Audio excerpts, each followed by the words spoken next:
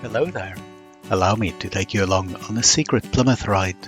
This one is called Plumtown, and if you're confused by that name, it'll soon be cleared up. Secret Plymouth routes are part of a new series of routes I'm doing, collectively called Secret City Rides. So, what's the secret? Well, there isn't an actual secret on any of these routes, but I expect even most locals will end up saying, I lived here all my life, and I never knew this was here. Any secret city ride, including this one, is simply an excuse to get out on your bike and explore places you're likely to have never explored. It's a ride not to a destination, but simply to explore, to see what there is to see. While this video can be used as a standalone video, I'd really suggest you head on over to WillCycle-com and have a look at the route guide for this route.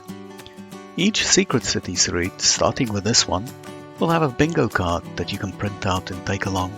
The bingo card is simply there to add a bit of fun and turn the ride into something more like a treasure hunt. As for the name of this route, Plumtown, well, that's easy. You see, the city of Plymouth got its name from the river Plym, literally Plymouth, or mouth of the river Plym. But where did the Plym get its name from? That's also easy. There are a bunch of plum trees growing on the river bank, and it became known as the Plum River. Over a long time, Plum simply became Plym. That's the plum part of Plumtown sorted, but where's the town part from? That's even easier. Most of this ride is through Plympton, which today is a suburb of Plymouth. Plympton literally means plum town, though there are scholars who claim it actually means plum tree farm. Plympton was a very important town back when Plymouth was almost an unknown fishing village, and Plympton is of course one of the stannery towns, though not one of the very first. Plympton is very rich with history, and you'll have a chance to visit some of that for yourself. The earliest mention of Plympton dates back to around 900 AD, meaning the town is over 1,000 years old as a settlement. In the 1300s, Plympton joined Tavistock, Ashburton and Chagford as a stannery town. This was smack bang in the Middle Ages, a time you and I would likely have been serfs, for all intents and purposes just about slaves. Serfs were tied to a lord and weren't permitted to leave the manor without the lord's permission, but the stannery system offered a way out.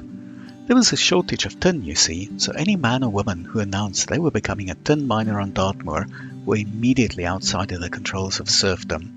In fact, the special laws for tinners, that's a phrase that included more than just tin miners, predate any other English laws. Stannery towns were where the tin was weighed and miners paid. But even in the Middle Ages, there was a stannery parliament, which was democratic and held sessions outdoors on Crochan Tor on Dartmoor. The word stannery comes from the Latin for tin, stannum. Now we've established just how important Plympton once was, let's fast forward to today. Plympton has changed enormously over the past 1,000 years. Where once ships sailed up to near Plympton Castle, the village has long been silted in or filled in. You'll be cycling where 1,000 years ago you would have needed a boat. You will skirt the China Clay drying works very early on in the ride, and then pass quite close to the Borringdon Triumphal Arch. Hands up, all of you have never heard of that or don't know where it is.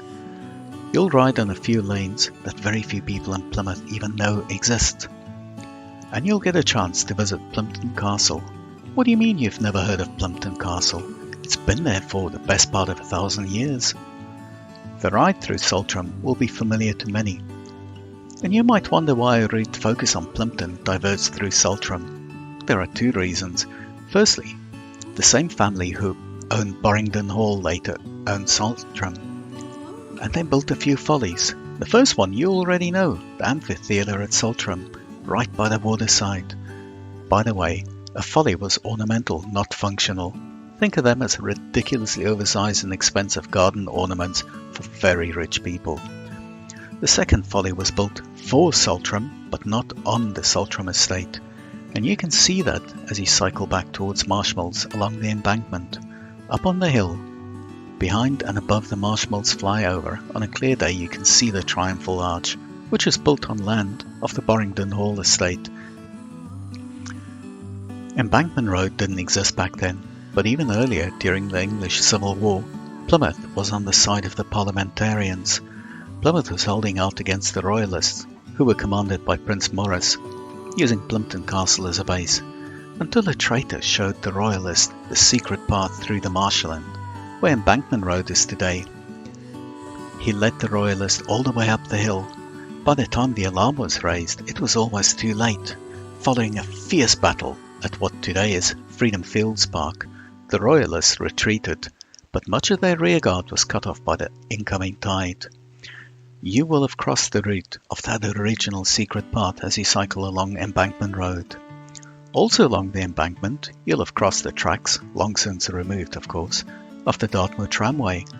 That was a horse-drawn tramway, all the way from Princetown into Plymouth, and much of the route survives intact today, though not along the embankment. This route is not meant to be a history lesson, and there's no need to remember dates and names, but I find knowing at least an overview of Plympton's rich history gives a far better experience when cycling this route. I hope you enjoy it, and I hope you have a great adventure.